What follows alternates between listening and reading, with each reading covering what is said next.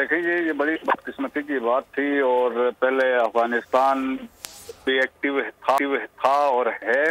और इसके बाद से 2018 के बाद जब से ये ब्रास तंजीम बनी थी जिसमें तमाम जो बलोच टेररिस्ट ऑर्गेनाइजेशन थे तो राव वालों ने उनको जमा किया था, जिसमें BLA, BLF और BRA शामिल थी।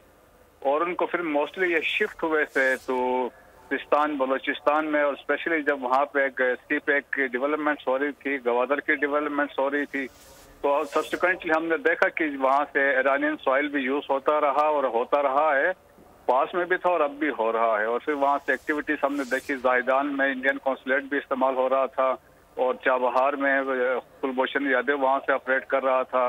तो जितनी टेररिस्ट एक्टिविटीज हुई बलोचिस्तान में रिसेंट पास में, और अभी जो मिलिटेंट्स मारे गए हैं सरवान में, ये वो लोग थे जो आके बॉर्डर क्रॉस करके अब पाकिस्तान के सिक्योरिटी फोर्सेस पे हमले करते थे, इनोसेंट बलोचों को यहाँ पे मर्डर करते थे, IED अटैक्स में शामिल थे। तो ये मेरे ख्याल में जो हमने एक्शन लिया इस पे, पाकिस्तानी हुकूमत को देखे, पहले उन्होंने जिम्मेदारी का एक मुजाहिरा किया, डिप्लोमेसी को उन्होंने मौका दिया कि इस पे कि वो क्या जवाब देते हैं। एंड सब्सिक्वेंटली हमने देखा कि एक अपनी जो प्रायोरिटी थी और प्रोएक्टिव जो पोटेंशियल थे हमने उसको डिमॉन्स्ट्रेट किया। हमने कोई हाइप नहीं क्रिएट किया, कोई हिस्टेरिया नहीं क्रिएट किया जिस तरह इंडिया करता है हमेशा। जी सब्सक्राइब करें और बेल दबाएं ताकि कोई खबर रह न जाए।